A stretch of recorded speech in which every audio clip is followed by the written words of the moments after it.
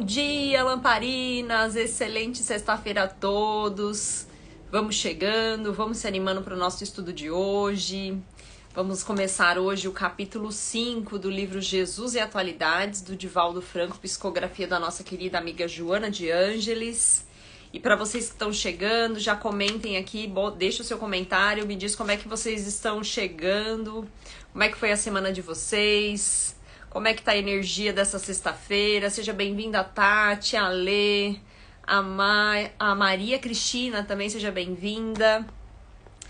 Vou compartilhando aí com os amigos para que todos cheguem, né, a tempo aqui da gente fazer o nosso estudo. Já vou chamar mais pessoas aqui para participar com a gente. Comenta aqui pra mim. Aqui em São Paulo tá um tempo bem bonito aqui, gente. Abriu o sol hoje e tá bem legal o tempo aqui. Dani, seja bem-vinda. Olha aí, Cassil, Jorge, seja bem-vindo. Hoje, capítulo 5. Para quem está nos acompanhando, toda sexta-feira, 8 da manhã, estaremos aqui fazendo o estudo desse livro, né? Jesus e Atualidade. E para quem não está nos acompanhando, está salvo o estudo desse livro, que a gente está aí no capítulo 5, mas os outros capítulos já estão salvos lá no YouTube. Terça-feira sobe o capítulo de hoje, né, no YouTube, e aqui no Facebook, no Instagram a gente faz ao vivo, e no Facebook também a gente compartilha o link lá do YouTube. Então, para quem não acompanhou ainda os estudos dos capítulos anteriores, fica salvo, então dá tempo de estudar. Bom dia, Dani, bom dia, Livânia, seja bem-vinda, minha querida, saudade de você. Como é que anda, Laura? Manda beijos. E vamos lá, vamos começar então o estudo de hoje. Hoje o capítulo fala sobre Jesus e tolerância. Cada capítulo, gente, para vocês entenderem, a Joana vai trazer uma passagem de Jesus, né? E aí ela fala a respeito da forma, né, como a gente deveria resgatar aqui os ensinamentos de Jesus para que a gente aplique isso no nosso dia a dia. Rubenilson, seja bem-vindo. Rosângela, um beijo grande. Comentem aqui pra gente como é que vocês estão, como é que vocês estão chegando. Depois, Livânia, comenta aqui pra gente sobre o evento que vai acontecer pelo Mundo Jovem depois, comenta aqui pra gente. E vamos lá, então, Jesus e tolerância. Em termos de psicologia profunda, a questão do julgamento das faltas alheias constitui um grave cometimento de desumanidade em relação àquele que erra. O problema do pecado pertence a quem o pratica, que se encontra a partir daí em curso em doloroso processo de autoflagelação, buscando mesmo que inconscientemente libertar-se da falta que lhe pesa como culpa na economia da consciência. A culpa é sombra perturbadora da personalidade responsável por enfermidades soezes, ou seja, enfermidades vulgares, né? Causadas de desgraças de várias ordens. Esculpida nos painéis profundos da individualidade, programada por automatismos os processos reparadores para si mesmo. Então vamos lá, né? A Joana já começa aqui comentando, citando a respeito dessa questão da culpa, né, das nossas ações. Então imaginem, gente, se já é doloroso para quem muitas vezes pecou, né, e aí ela usa aqui o problema do pecado, né, o problema do erro, gente, aqueles erros que a gente vira e mexe começa a repetir, né, a gente fica muitas vezes repetindo as nossas vicissitudes, né, os nossos erros, aquele lado sombra que muitas vezes surge, né, desperta em nós, e a gente sempre tá aí repetindo aquela mesma situação, muitas vezes egoísta, aquela mesma situação de vaidade, aquela mesma situação que muitas vezes traz à tona o nosso orgulho, né? Então, quando ela fala aqui a respeito desse problema, dessa problemática de olhar para o outro, né, com tolerância, é justamente porque quando a gente passa por determinadas situações e a gente percebe que errou, né, ou caiu naquele mesmo ponto que a gente precisa trabalhar, a gente já fica ali no nosso inconsciente com esse sentimento de culpa a ser trabalhado.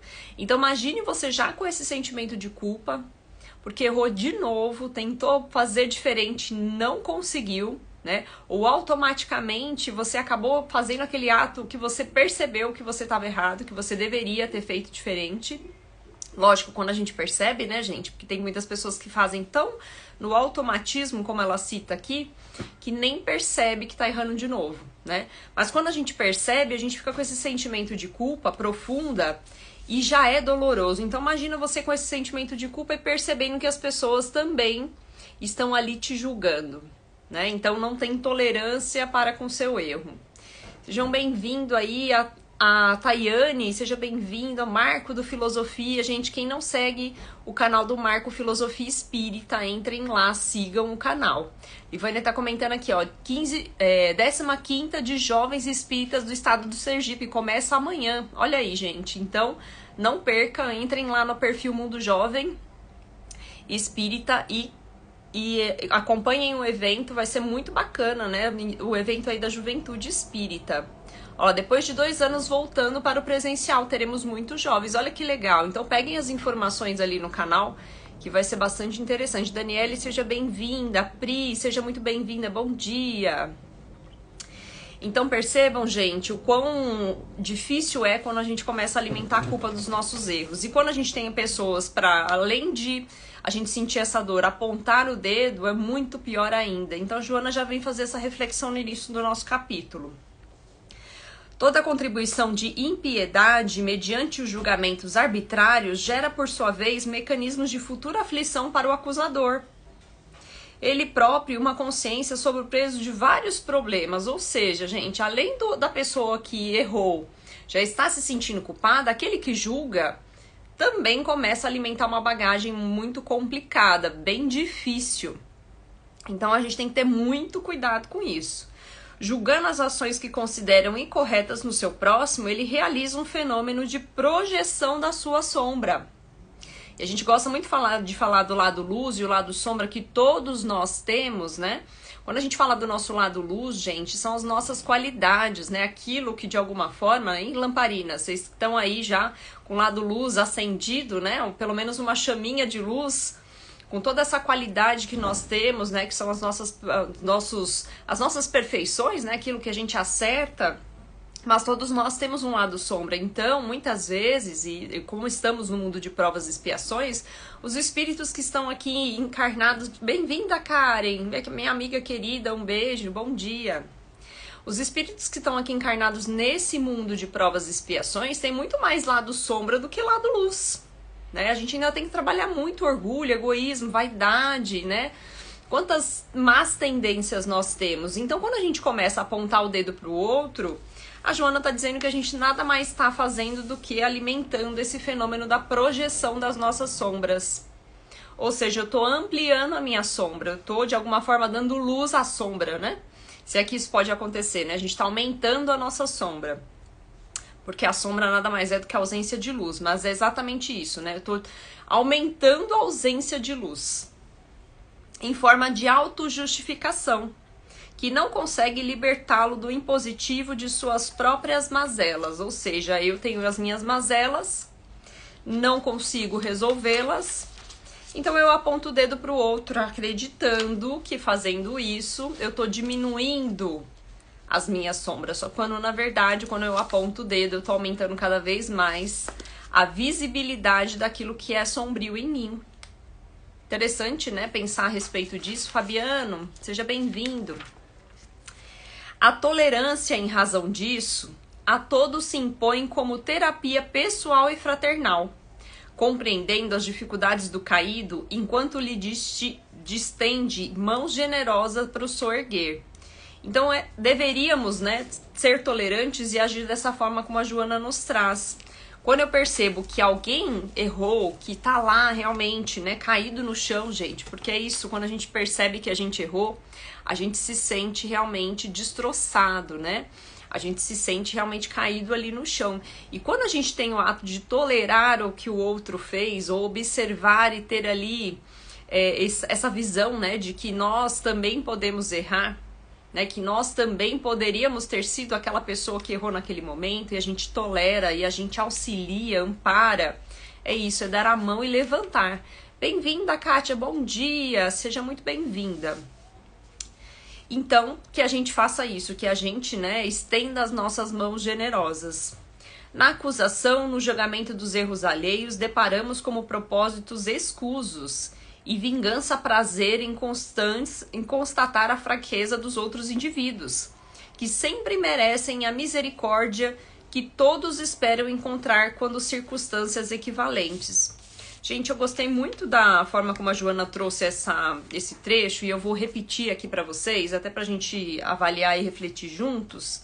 Quando ela fala assim, ó, na acusação, no julgamento dos erros alheios, deparamos com propósitos escusos e vingança prazer. O que ela quer dizer com vingança prazer, né? Quando eu aponto o dedo pro outro, eu tô aqui me vingando e eu sinto por dentro um certo prazer, né? Por que a gente sente esse certo prazer, gente? Porque a gente ainda é muito egoísta, né? A gente ainda é muito vaidoso, e aí, gente, a vaidade é tão complicada nesse momento, porque quando eu aponto o dedo pro outro e falo, olha, você errou, né? Você fez isso e tá errado, estou julgando, né? Estou criticando a ação alheia. E aí, quando a gente fala dessa vingança prazer, né? Eu estou esquecendo de olhar pra dentro, de olhar que eu também erro. E ao mesmo tempo, tenho o prazer de apontar o dedo, sabendo que aquela pessoa também errou, que erraria como eu. Porque eu tenho meu lado sombra, eu também poderia ter caído no mesmo erro, na mesma situação. Então, quando ela fala de vingança prazer, é porque muitas vezes pelo nosso alimento dessa sombra, né? Muitas vezes a gente sente prazer em ver o outro errar, porque aquilo me alivia em pensar que ele pode errar assim como eu. Interessante isso, né? Ele pode errar assim como eu, mas ao invés de eu fazer o contrário e ser tolerante, eu alimento o prazer da vingança. Infelizmente, é o que nós ainda fazemos, né? Nesse mundo de provas e expiações. Olha aí, Karen pedindo pra mim aqui, ó. Mostra o livro de novo. Gente, Jesus e a Atualidade, de Valdo Franco, né? Psicografia da Joana de Ângeles. Olha aí. Não tem problema entrar atrasado, depois vai ficar salvo e você assiste na íntegra, Karen. E aqui, ó, já tinha conhecimento desse ensinamento, mas também gostei da forma como ela colocou e também da forma como você falou. É isso aí.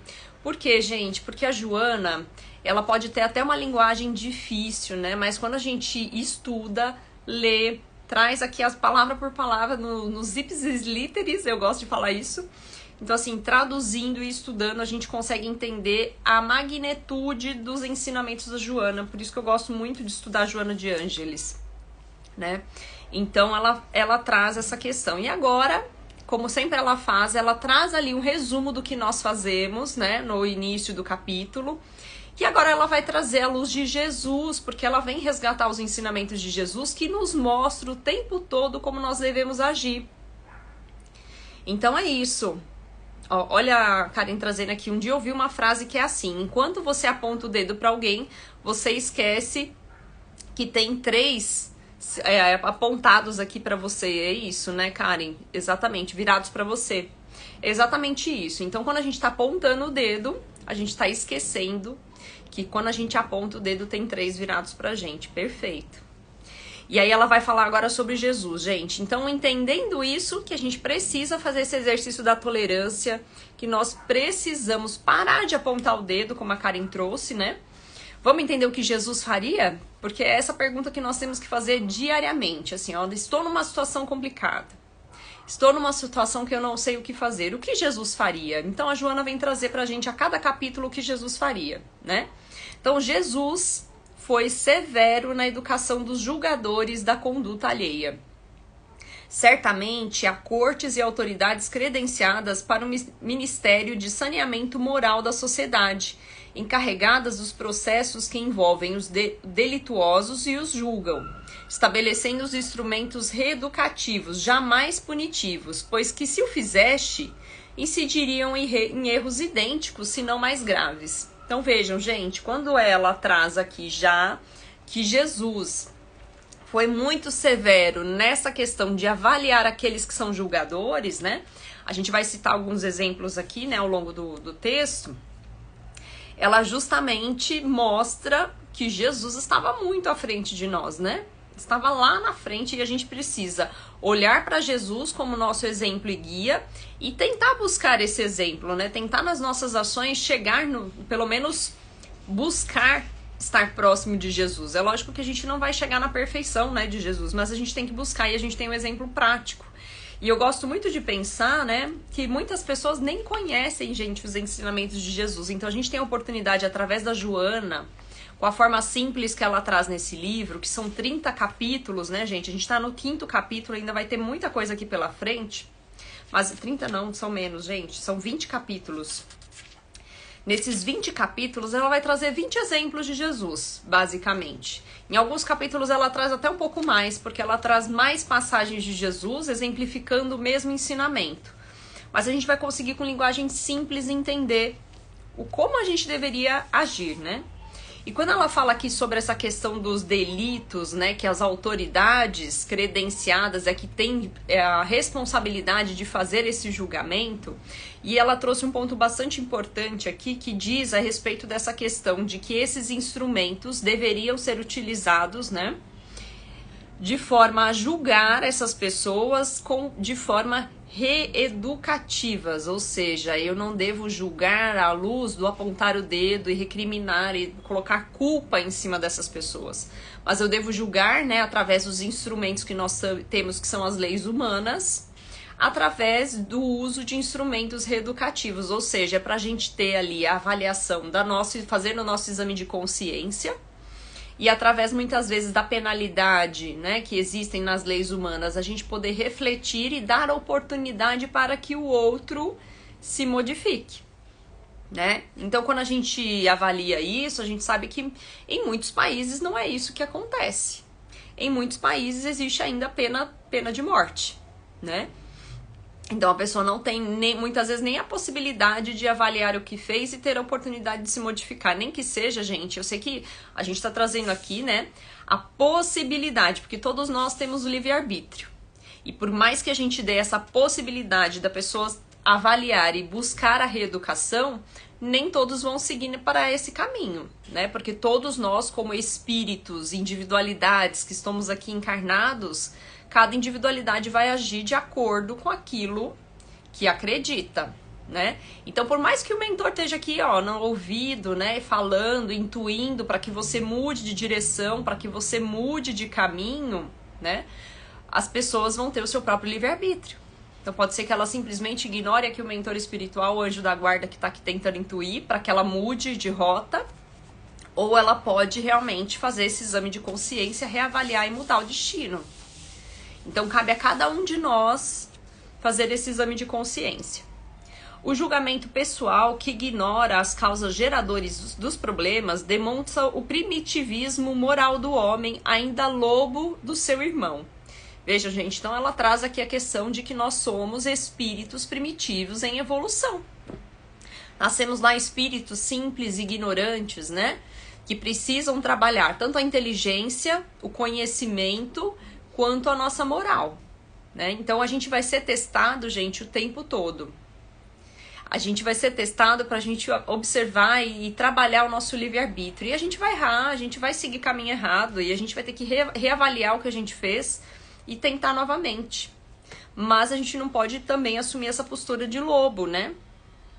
Lobo que fica ali à espreita, observa, né, muitas vezes o comportamento do outro e ataca quando precisa, né? Quando acha que tá certo.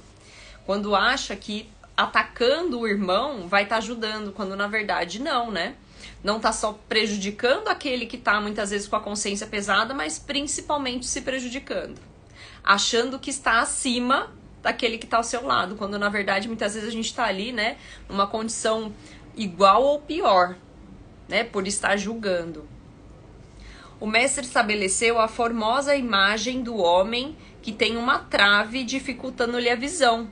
E, no entanto, vê o cisco no olho do teu próximo. E aí eu vou dar uma pausa aqui pra gente trazer especificamente essa passagem que diz o seguinte, né? Jesus fala, por que vês o eixo no olho do teu irmão, ou minto, o cisco no olho do teu irmão, e não percebes que há no teu próprio olho? Como pode dizer a teu irmão, irmão, deixa-me tirar o cisco do teu olho, quando tu não vês a trave no teu próprio olho? Hipócrita, tira primeiro a trave do teu olho e não poderás enxergar bem para tirar o cisco do olho do teu irmão. Então, quando ele fala aqui, gente, do cisco ou da trave, né? Ele tá dizendo aqui, o cisco nada mais é do que uma sujeirinha ali, né? Uma farpinha no teu olho, no olho do teu irmão. Você tá tentando tirar a farpa quando você tem uma trave, ou seja, um pedaço de madeira gigantesco no teu olho. Então, nada mais é do que, olha a tua bagagem, gente. Olha o que você tá carregando aí do seu lado sombra. Como é que você quer ajudar alguém se você não conseguiu ser ajudado? E aí, gente, não tem como não pensar, né? No amar ao próximo como a si mesmo. Mas antes de amar ao próximo, você tem que olhar pra você. Isso aqui praticamente é a passagem invertida, né, gente? Quando a gente fala de amor, a gente tá trazendo o nosso lado luz, né? Quando a gente tem que olhar, a gente não pode olhar só pro lado sombra, pro lado luz. A gente tem que olhar pro lado sombra também, né? Mas quando ele fala de amar ao próximo como a si mesmo, olha pro teu lado luz primeiro. Acende a sua chama. Cadê as lamparinas que estão aqui justamente para acender a chama e a gente conseguir, né, juntos aqui, estender cada vez mais essa chama. A gente começa com uma chaminha pequena, a gente vai crescendo, vai crescendo. Só que para que isso cresça, eu preciso olhar para lá. Eu preciso enxergar a minha luz e despertar essa luz naqueles que estão à minha volta. Quando eu começo a aumentar minha chama, isso vai irradiando. Só que se eu não tenho nem chama para oferecer, como é que eu vou? Como é que eu vou expandir isso? Como é que eu vou aumentar minha luz se eu não tenho nenhuma chaminha? Então eu preciso olhar primeiro para mim para depois olhar para os demais. A mesma coisa acontece quando a gente fala das vicissitudes, quando a gente fala aqui do cisco ou da trave. Como é que eu vou olhar o cisco no olho do outro e apontar o dedo e não conseguir ter tolerância? Porque quando a gente julga, a gente deixa de tolerar, né? Olho pro outro, olho o cisco no olho dele e quando eu vou olhar, eu tenho uma trave no meu olho. Somos cegos guiando os cegos, né? Então a gente precisa avaliar muito isso. Então quando Jesus diz hipócrita, é isso, ele tá querendo acordar, né, despertar todos nós em relação a esse ensinamento. Olha aí o lobo, né? Quando fica ali na espreita, observando o erro do outro, e a partir daquele momento do erro, observando o erro do outro, começa a julgar, começa a atacar, né? Porque o lobo ataca. Né? E na verdade a gente precisaria olhar para o nosso lado lobo, porque muitas vezes nós somos o lobo, né? Que precisa, a gente está observando um lobo querendo atacar, mas a gente é um lobo ainda maior.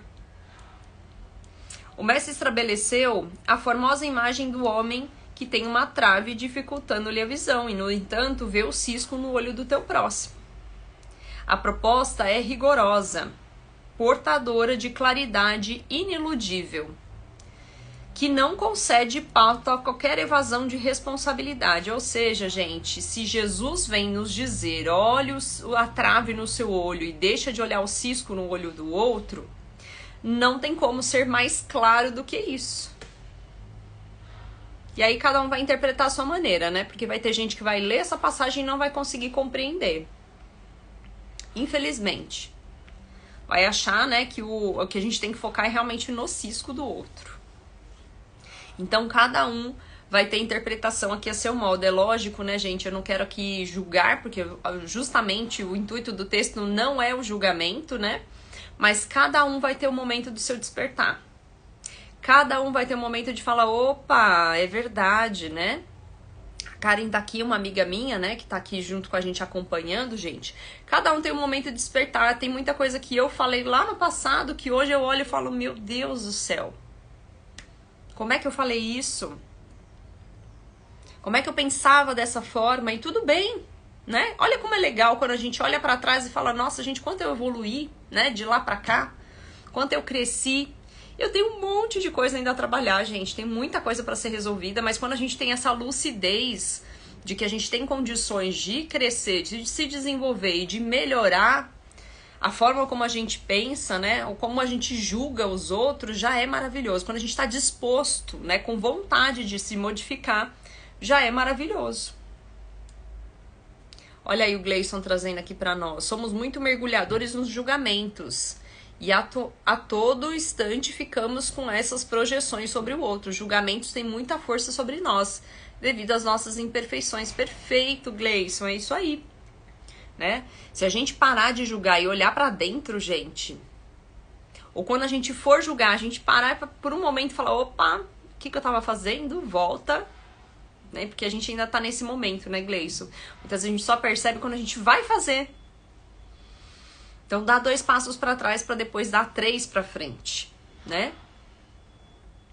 É isso, ó, tá te mandando aqui, tua verdade é tua verdade, cada um tem teu caminhar. Exatamente, é isso. E infelizmente, né, a gente ainda tem essa discrepância entre a minha verdade e a verdade do outro. E quando a gente tem a consciência disso, a gente para de julgar. Não é? Porque quem diz que a minha verdade é a verdade? Olha que complexo isso, né? Mas a gente precisa refletir. Será que a minha verdade é realmente a verdadeira? Será que é o que Jesus faria? Certo, Tati? Então ele próprio, Jesus, diante da multidão aflita, equivocada, perversa, insana, em vez de julgá-la, tomou-se de compaixão e ajudou-a. Será que nós temos essa condição? Quando ele olhou, né, toda essa situação aqui, gente, vamos lembrar aqui da mulher que havia pecado, que ele pergunta, e aí? Quem nunca pecou? Que atire a primeira pedra. Então ele teve essa forma, gente, de explicar e de atuar para que a gente possa refletir sobre as nossas ações. Naturalmente, não solucionou todos os problemas e não era ele que deveria solucionar, né? Ele como pai, né, como, vamos dizer, não é pai, é um irmão, né? Porque Deus é pai, mas Jesus como nosso irmão mais velho, quem seria ele para solucionar nossos problemas? Ele tem que exemplificar, mostrar o caminho, mas cada um vai traçar a sua jornada, que é uma jornada de exemplificação, né? De teste, de erro, de acerto. Nem atendeu a todos como eles o desejavam. Não obstante, compadecido, os amou, envolvendo-os em ternura, ensinando-lhe as técnicas de libertação para adquirirem a paz. Ou seja, gente, não vai ter como, né? Por mais que a gente tenha o exemplo aqui de Jesus, se nós não quisermos olhar o exemplo e trabalhar para segui-lo, de nada adianta ter todo esse conhecimento teórico, né? De nada adianta a gente ter o conhecimento da doutrina espírita. De nada adianta a gente ter o conhecimento de qualquer outra religião, gente. Né? Se a gente tem aqui a base dos ensinamentos, e boa parte das religiões tem a base como ensinamento, os ensinamentos de Cristo, se a gente não consegue observar aquilo e tentar buscar, de nada adianta. Né? Tem compaixão de quem cai. A consciência dele será o seu juiz. Gente, e a consciência pode nos colocar numa situação tão complicada, né, da gente se penalizar, né, da gente fazer uma autopunição. Então a gente também tem que avaliar aqui, né, que eu sei que esse estado de consciência ele é necessário para a nossa reflexão, mas a gente não pode ficar muito tempo na sombra. Né? Quando a gente erra, se a gente fica querendo olhar o tempo todo para o nosso erro, se a gente quer avaliar o tempo todo para o nosso erro, a gente não sai daquela situação. Então, muitas vezes, quando a gente tem ali um erro e a gente tá na questão aqui da avaliação do exame de consciência, né? Então, eu fui lá, examinei, percebi que eu errei. A gente reavalia, bacana, não fique muito tempo reavaliando. Porque se a gente ficar muito tempo reavaliando, a gente não sai da sombra, a gente não enxerga a luz. E a possibilidade da luz, ela é muito clara quando a gente tá na sombra. Né? Porque quando a gente tá no escuro, a gente tá num túnel, pensa aqui, né, gente? Quando a gente tá naquele momento de dificuldade, muitas vezes é difícil enxergar a luz. Mas ela existe. Quando eu tô dentro de uma caverna, a primeira coisa que eu vejo é a luz. E ela tá lá, ela pode estar distante, mas ela existe. Então, que a gente possa, dentro da escuridão, no momento de reflexão, olhar a luz. Porque é a luz que vai ser a nossa esperança. Se a gente ficar muito tempo na sombra, pensando muito tempo ali nesse exame de consciência, a gente pode se perder. E quando a gente estiver nessa situação de que a gente acha que não tem condições de sair dali do escuro, a gente precisa lembrar das nossas qualidades, das nossas virtudes, do nosso lado luz. Porque é ele que vai nos dar esperança para o futuro. Então, gente, pensem aí. Eu tenho certeza que alguém aqui já passou por uma dificuldade muito complicada na vida, porque todos nós temos as nossas dificuldades. Então pensa naquela dificuldade que você já passou aí na sua vida, que você estava nesse lugar de escuridão, imaginando que não tinha jeito realmente de sair daquela situação, fez aquele exame de consciência, falou, meu Deus do céu, o que eu fiz, por que eu tô aqui? Ao mesmo tempo, eu tenho certeza aqui que vocês, para sair desse estado de escuridão, pensaram em algo positivo, algo que vocês fizeram que realmente tirou vocês desse estado. Ou enxergaram algo, né, em que vocês se apegaram para sair dessa escuridão. E esse algo que você se apegou, essa pessoa que você se apegou, ou aquela situação que você lembrou, que você já tinha passado e conseguiu sair dali, esse é o seu lado luz. Essa é a luz no fim do túnel. E todos nós passaremos por isso. Faremos esse exame de consciência, ficaremos na sombra, e a gente vai passar por vários momentos de luz e sombra, gente, ao longo da nossa jornada. Porque é isso, né? A experimentação é isso. O teste de estar no mundo de provas e expiações é esse, né? Passaremos por provas, e aí nesse momento a gente precisa buscar a luz. Tudo bem avaliar a escuridão, mas vamos buscar a luz. Que é isso que vai nos tirar dessa profundeza, dessa escuridão. Ajuda aquele que tomba. Sua fraqueza ela já lhe constitui punição. Então, quando eu olho para o meu lado sombra, por aquilo que eu errei, isso já é uma punição. Mas não vamos ficar se autoflagelando, gente. Não existe isso de ficar se autoflagelando, que assim a gente vai resolver e vai mudar de patamar. Não existe isso. É um exame de consciência rápido, porque ele precisa ser rápido, né? A gente precisa despertar. Despertei, observei, senti culpa. Bacana, como é que eu saio disso? Tolere o infrator, ele é o seu futuro, caso não disponha de esforços para prosseguir bem. Então vamos tolerar, vamos aprender a tolerar o outro, porque da mesma forma que ele está passando por isso, eu vou passar por isso daqui para frente. Se eu não passei por um momento de dificuldade, eu vou passar. Se prepara, gente, não tem jeito, né? Eu gosto muito de falar quando a gente perde um ente querido, né? Ah, mas é muito sofrido, é muita dor, né? Gente, só quem passou por isso de perder um ente querido sabe a dor que é. E aquele que não passou, te prepara, porque vai vir. Em algum momento você vai perder um ente querido e vai passar por isso e vai ter que fazer reflexão.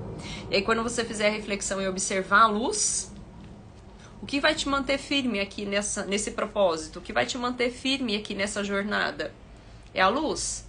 Seja alguém importante que você tem que, de alguma forma, prover e que também depende de você, seja alguma coisa que você quer muito, alguma coisa, alguma luz vai aparecer aí para te dar força para continuar, né? Então a tolerância que utilizardes para os infelizes se transformará na medida emocional de compaixão que receberás quando chegar a tua vez, já que ninguém é inexpugnável, gente, ou seja, ninguém é uma fortaleza tão forte de que não vai cair. Nem perfeito, porque nós não estamos no mundo de perfeição, né, gente? Então, todos nós temos as nossas imperfeições. Então, faça com o outro aquilo que você gostaria que fizessem com você, mesmo que você não tenha passado por momentos de dificuldade, porque ele vai chegar.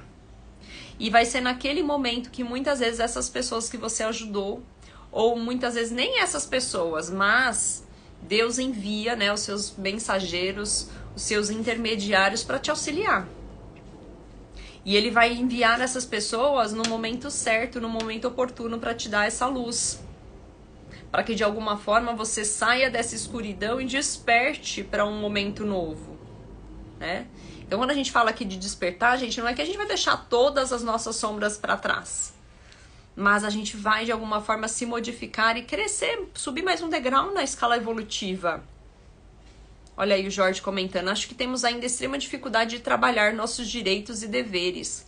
Quais são os nossos limites e os do próximo? Olha aí, verdade. Quando a gente fala, Jorge, da lei de liberdade, né?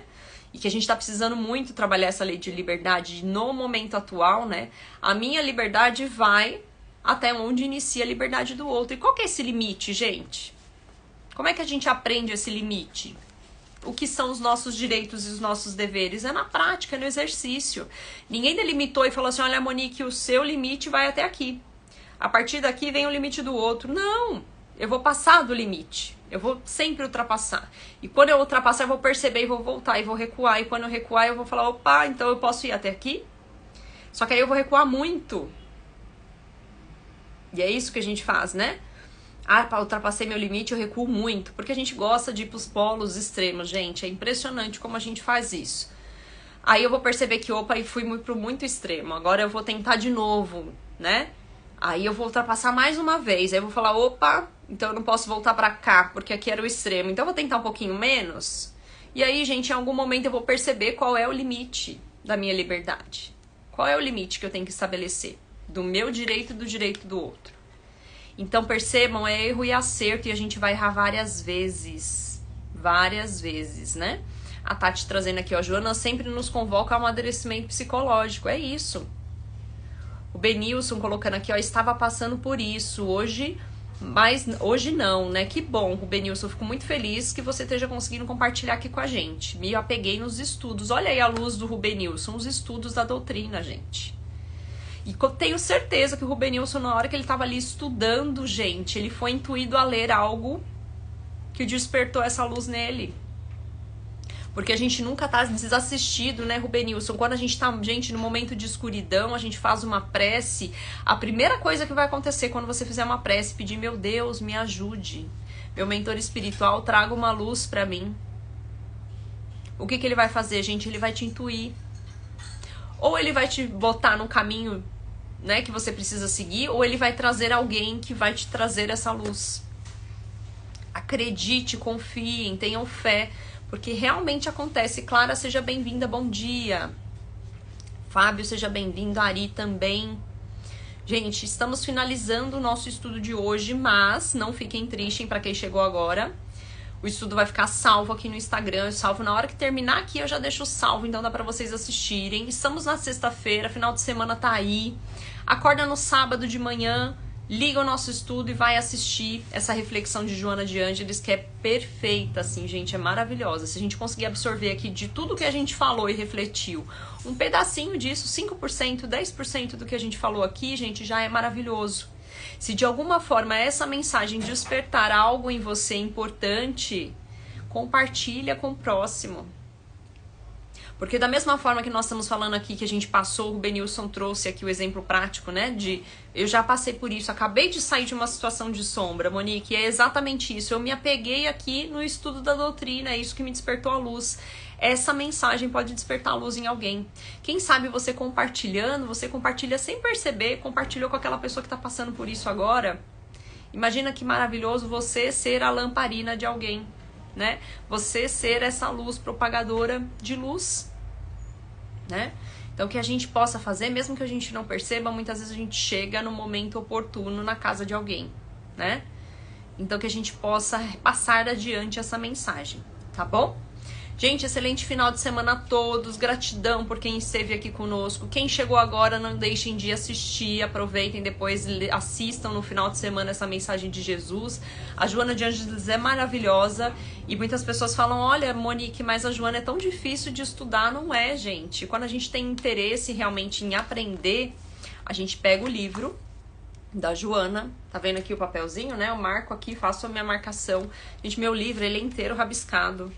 Vou mostrar pra vocês não duvidarem aqui, ó. Quando a gente quer estudar, a gente rabisca o livro, a gente vai no dicionário, a gente pega as palavras que são difíceis, a gente vai buscar a menção de Jesus e vai lá procurar no Evangelho. A gente vai lá procurar no Evangelho, Antigo Testamento, Novo Testamento, a gente vai buscar lá a frase, né, de Jesus pra gente poder entender o que a Joana tá falando. Então, quando a gente tem vontade verdadeira, a gente sai da escuridão.